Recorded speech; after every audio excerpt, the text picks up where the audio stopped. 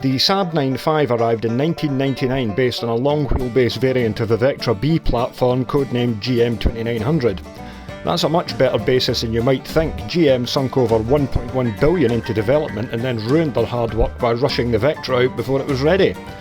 By the time Saab were ready with the 9.5, they had it well sorted for ride quality and handling.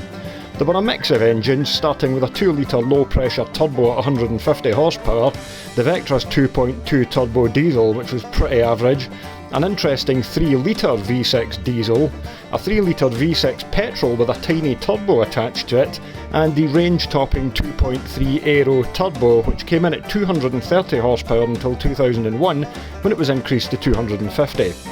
With Saab struggling for resources and at the mercy of GM, the 9.5 had to soldier on rather than being replaced, and in 2006 it was heavily facelifted in what's known as the Dane Edna version. By this point Vauxhall were using 6-speed gearboxes and fitting 19-inch wheels to their cars, neither of which Saab had at the same point. However, the 9.5 Aero became known as an excellent performance estate, and even Top Gear put it under the spotlight when the 250 brake version came out. Retailing at £29,000 when new, they're a real bargain today. It is getting a little tricky to find one, but bargains are still out there and it's a phenomenal amount of car for the money. The main issue these days is age and people running them into the ground. If you keep on top of one, then they're tough, reliable cars that will crack 200,000 miles with ease. I just wanted to add that little bit in at the start. Now let's get on with the rest of the video. Much of this was recorded over the last half of 2023 at different points as I sought to fix a stubborn oil leak and carried out other maintenance. Hello and welcome to Once Driven Forever Smitten. Our Saab 9.5 Aero has appeared in a few previous videos. Having won it at auction from WB & Sons, we discovered the car had been featured on the Jeff Buys Cars YouTube channel and subsequently raffled. The winner had invested some money in the car, fitting all new genuine Saab spec SACH suspension, a new gear linkage, front engine mount and a turbocharger. The car ran well initially but soon began making noise from the drive belt. This led to us replacing every single component along the way. It was all new parts to begin with, aside from an alternator and harmonic balancer from an old B204 engine we had in the garage. This quietened things down for a while, but a noise soon returned, and this was joined by a substantial oil leak. The alternator is not easy to replace, taking around 6 hours. We had no choice and had to invest in a new one. This is outlined in the video, but the oil leak still remained.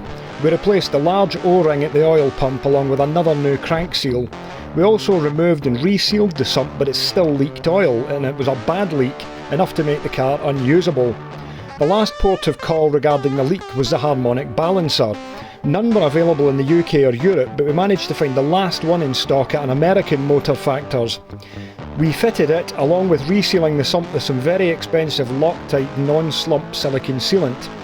Turns out that the old harmonic balancer was to blame, as the oil leak was finally solved. You'll see various parts of the process throughout this video.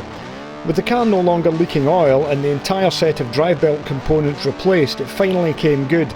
And we're delighted to say we've now put over 10,000 miles on the Saab, with it now sitting on 166,000 miles. It's been superb, and the average fuel economy never drops below 31 miles per gallon even when pushing on. With 250 horsepower on tap, it's quick too, as well as being very comfortable. It's taken some time and effort, but the Saab 9.5 has evolved into being one of the most important cars on the fleet right now. So without further ado, here's what we've been up to with the Saab to get it up to full strength. Right, back on with the Saab, trying to solve that secondary oil leak. I'm removing the dipstick tube, which has got a couple of 10mm bolts holding it in, because it looks like it's got it just pushes into the back of the block, and we should be able to identify whether or not the O-ring is minced, because the oil leak seems to be coming from that area. Oh, okay. Well, there's the top part of it.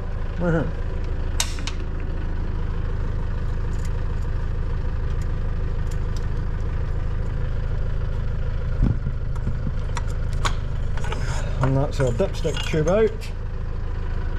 Oh yeah, the O-ring in that, look at that. The O-ring is no more. Well, that's certainly not going to help things. Okay, let's get some new ones. Yeah, that is... There's two O-rings on it by the look of it, and It's covered in silicone as well.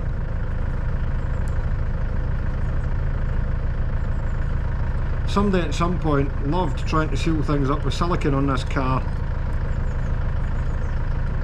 without actually, you know, replacing the rubbers or the seals. So yeah.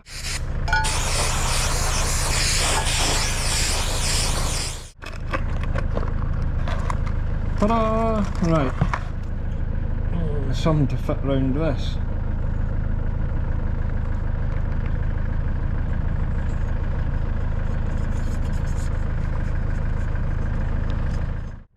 I like the look of that. See if we can reinstall it and see what difference it makes. Right, that silver tube there is now driven home with a nice O-ring on it, I think. We'll give it a nice push down for the top. We'll get a bolt into it and we'll see, because that, I think it was spewing out all over the place because oil was right up the back of the block and everything. So we'll see. Top part of the dipstick tube also has an O-ring on it and is also covered in oil. I don't think it would be leaking out of there, it would just be spillages. There's our old O-ring there. And there's a nice chubby one. We'll see if we can get him in. See if he's going to do the trick. Right, on. Right, slightly more sensible O-ring. Dunk! And we're in place. Right, there's a little nut.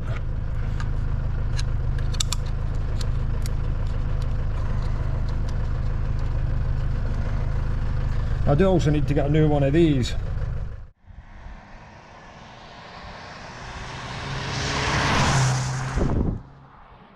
There's a black box at the back of the engine which seemed to be leaking oil out it. It's got this green O-ring on it. I'm going to try and replace it with this black one. It's not easy to get. 2 bolts. You can see it there, it's poking out the side of the block now, so I need to get this other O-ring onto it and shove it into that hole in the back of the block. I think oil was coming out of there for sure. So aye, easier said than done to get that on because it jams against the starter motor and the alternator, neither of which I want to remove. Fixed it! If you look up there now, where that black box thing is, there is no oil coming from there now at all. And our sump is nice and dry. So I can put that support bracket back in. We have of course got a little blow out the exhaust somewhere now. I think I might have to invest in a new system for it at some point, but hey, at least it's fully usable again. I didn't like it with that oil leaking out. Too much was coming out. Right. With it leaking out a bit of oil, I'm going to go and top it off using the Manol 540 fully synthetic deck exhaust 2.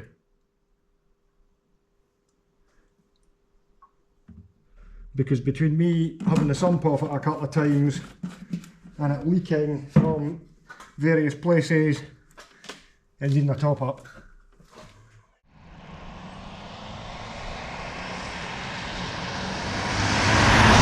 Right, now that I'm finished the oil leaks, I nearly forgot that I wanted to change the gear oil in the car.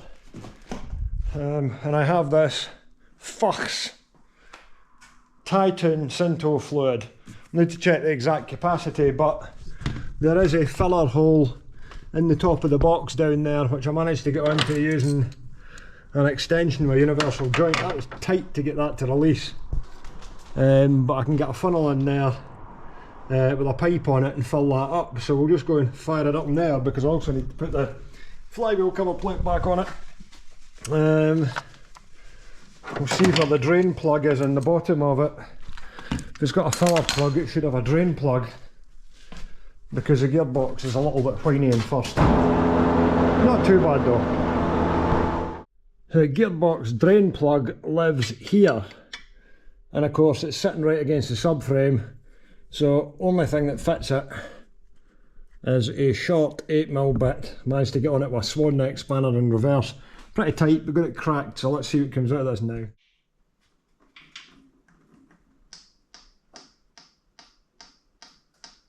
There we go.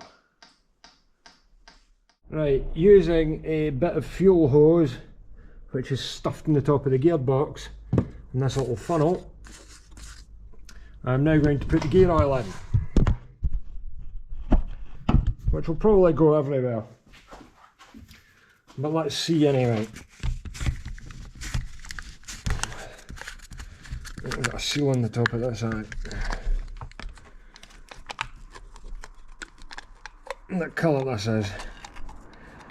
The stuff that came out was pretty brown like, so I shall see. That light shining in.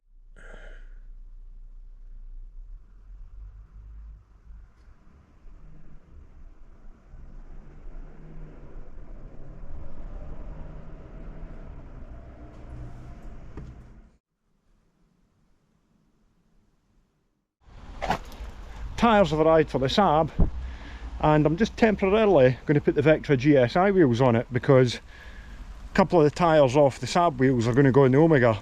But there we go, set of Toyo Proxys Sports 225 4517. Lovely. And of course we're now having a torrential downpour because it's July, you know. We've got these here. These have also got two Toyos on them. Two rain sports, slightly smaller size, 215 4017, but that'll do for the moment, and I'm just curious to see what this will look like with them on it. Just as I've finished what I'm supposed to be doing, rain's gone off. Anyway, this thing's great. This is a Ferex 12 volt cordless tyre inflator. Got it out of Aldi for 35 quid, and the Omega's got a slow puncture on the front. The tyre was completely flat and it stuck 33 psi in it in no time at all there. Quite impressed with that, and it's not even been fully charged yet. Right,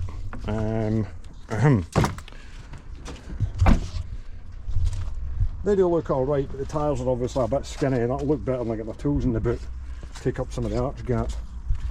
Right, these need to go in the boot of that because I'm going to take it away, because two of these, the Falcons, these two Falcons are going on that because they're the same size, and I'll get rid of that cracked Goodyear on the front and the Chinese tyre that's lurking on it somewhere as well, which will give it a better set of tyres all round.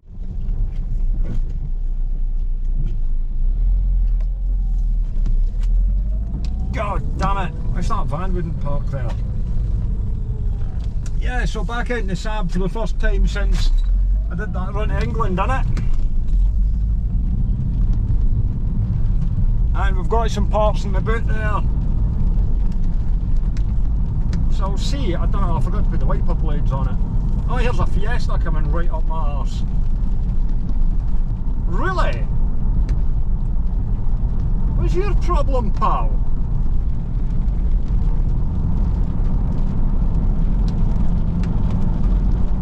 See you later, you fucking idiot.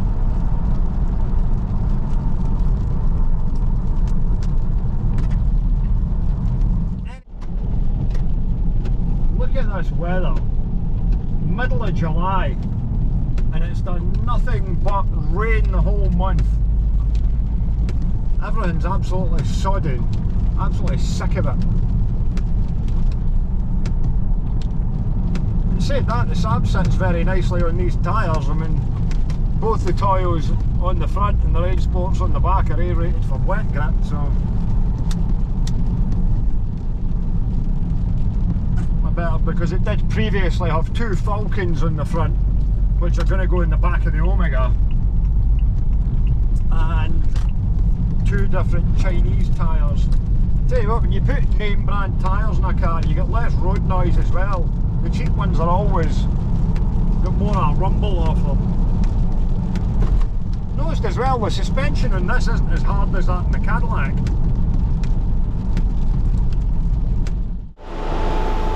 Moving up. I like those wheels on this. Shame the tyres are just a bit too small. 308mm EBC discs and green stuff pads. I bought these discs as a job lot back in 2011, and they've sat in a filing cabinet over there, and now I've finally got a use for them. And it's handy that I've got them, because these are not cheap now. The green stuff pads were 80 quid. That was the cheapest I could get them, so we'll fire them on now, and that should give it some pretty excellent stopping power. Check this out, got my EBC brake pads, and look, Got a sticker! Woohoo! Oh yes! 2 stickers!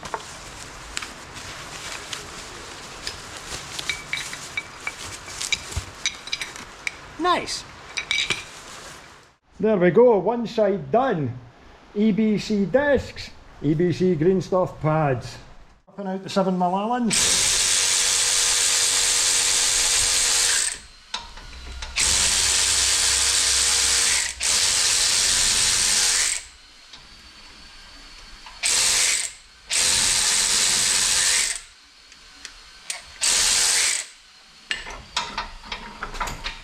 Right, they're not really old brakes like. Could keep them for something else. There's not even like a lip on the discs, but you know, upgrades people, upgrades. Take the carrier off, going to clean all the crud out that now with the cut brush. Do the same on the hub once the disc is off.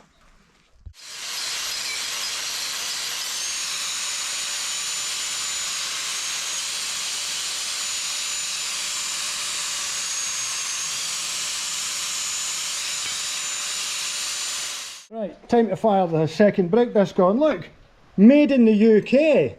That's fantastic. Really surprised about that. I will buy more ABC brakes if that is the case. I mean, they're nice. I had a set of these on the Total Vauxhall Astra Coupe Turbo, and I had a set on my Mark II Cavalier at one point as well. In fact, I've got a set in the GSI, which are probably quite rusty now, but they might clean up again. Got our hub all nicely cleaned up, little bit of grease on it there just to keep things all nice and tidy. Locate the screw in.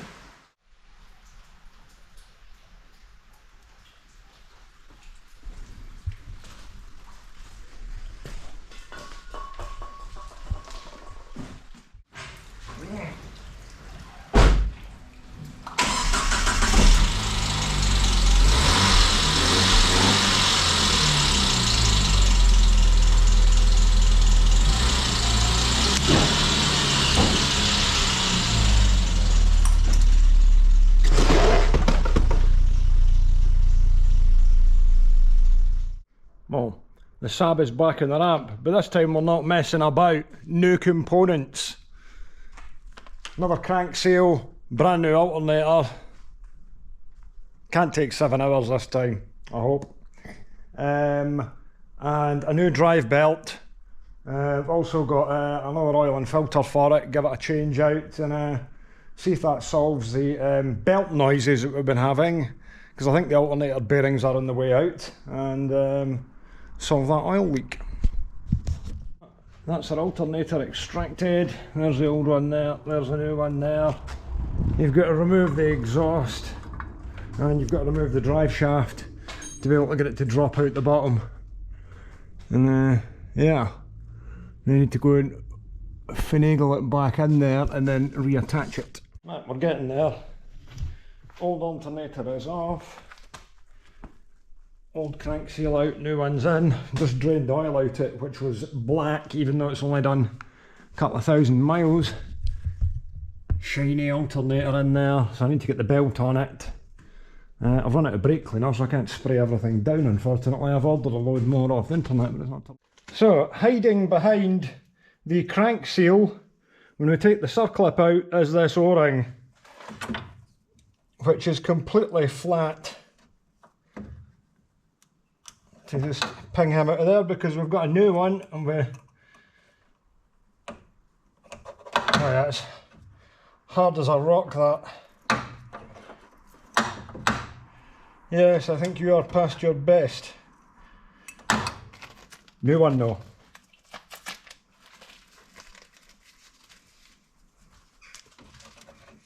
Let's pop him on. You see that does actually now sit proud of this section, so it should now seal up. Right, that's now knocked in there, and it went in with a nice bit of interference fit thanks to that new O-ring, so I can now go and put the big circlip on. And we're going for the 540 fully synthetic manual with a dose of liquid moly stop smoke in it. Keep softening up those valve stem oil seals. Hopefully the oil will stay enough for longer this time, because that's I had a couple of rapid succession oil changes.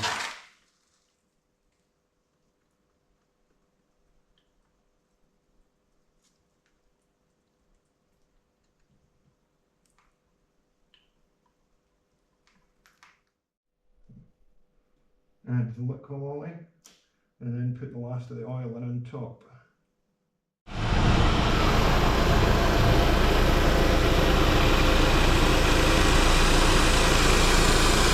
Nice and dry, nice new alternators, nice new everything in here, nice new brakes.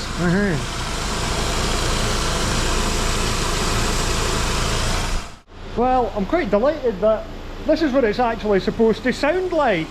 And I put the alternator on last night, the belt was wrong, so I got a new belt for it today, and now it's nice and quiet. The problem I had was that while it was dry idling, as soon as I took it out on the road and it revved up in belt pressure, it would start leaking quite badly. I'm pulling off the Saab again. This is the old one. I think there's maybe a groove worn into that. This is the new one. I don't see a little, definitely seems there's a little groove worn into that, so what we're going to do is refit this, which will probably only go on one way, and then hopefully we will then have a non-leaking crank seal. Just held in with these T30 Torx bolts here. Hopefully it will solve the problem. Right, fair play to Halfords, they had a Saab 9.5 oil filter in stock on Saturday afternoon. Now going to refill it.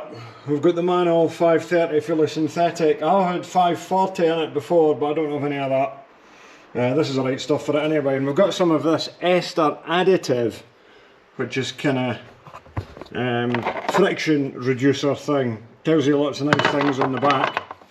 So we'll fire some of that in it as well. Half tempted to put some leak stop in it as well, but you know, overdoing it with additives perhaps. I don't think I'll bother with that right now. I'll just put these two in.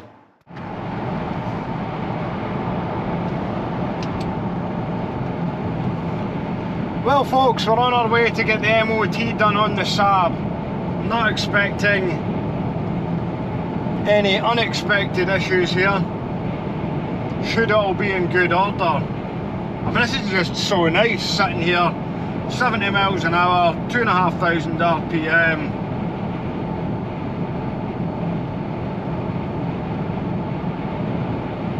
That is such a good motorway car.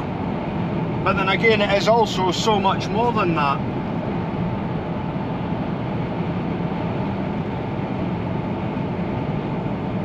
So Jamie is going to be MOTing it.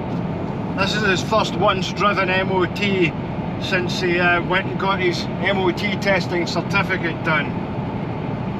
So we'll give it a good look over and make sure that there's nothing that I've missed on it. I mean, if you remember back when I picked it up, it did a turbo, it had new suspension all round on it. Since then, I've done a whole lot to the pulleys and everything, you'll have seen all that. We've got new tyres on it, new front brakes, new rear bushes, new drop links, so it should be alright.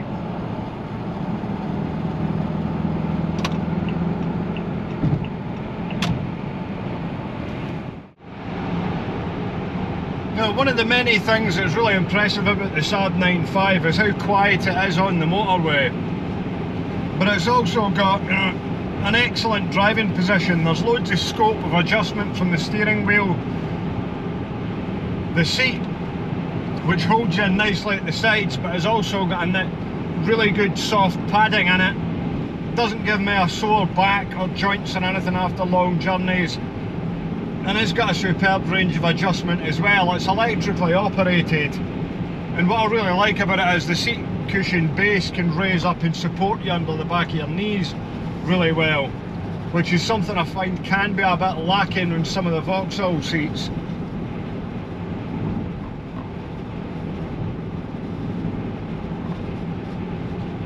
Well, we're sitting here, we're doing just under 70 at the moment. That's the fuel economy creeping up, 35 mpg, and that'll get up, well, that'll go up quite a bit higher than that if I was on a longer run.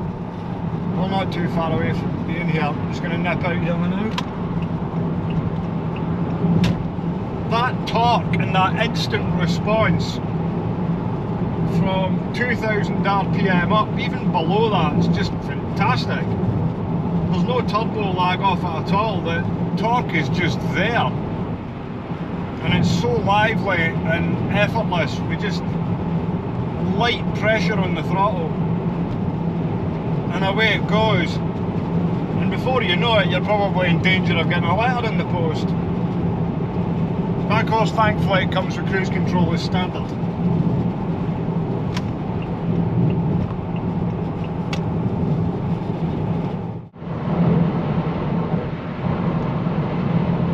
Putting the Toyo Proxy Sports on it's made a difference as well. I mean, tyres are really important to high performance cars, to any car really, but you really are performing a false economy if you're going to run budget tyres on a car that's putting 250 horsepower through the front wheels. So I took the Saab for MOT, and I'm pleased to say it passed no problem at all, and it was great to look underneath it and see that we'd finally solved the oil leak, and it turned out that ultimately it was the harmonic balancer which was worn and was causing the oil to pass through the crank seal. And since it's had the MOT, it's been fantastic. I think it's benefited from having quite a few oil changes.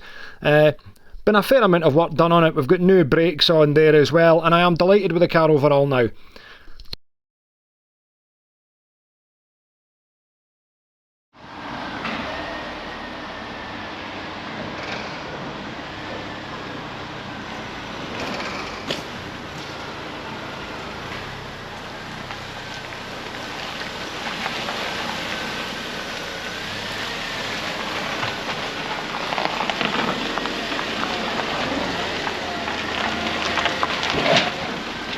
There you go.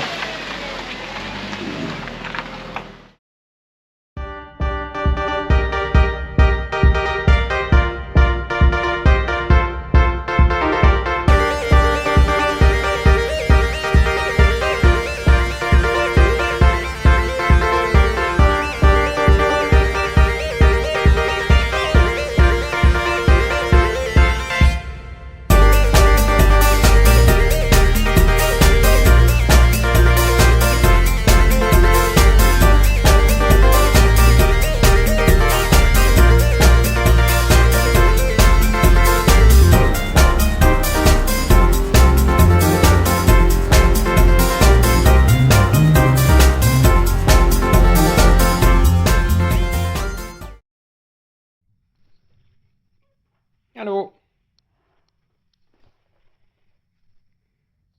Just need a clip for the end of YouTube.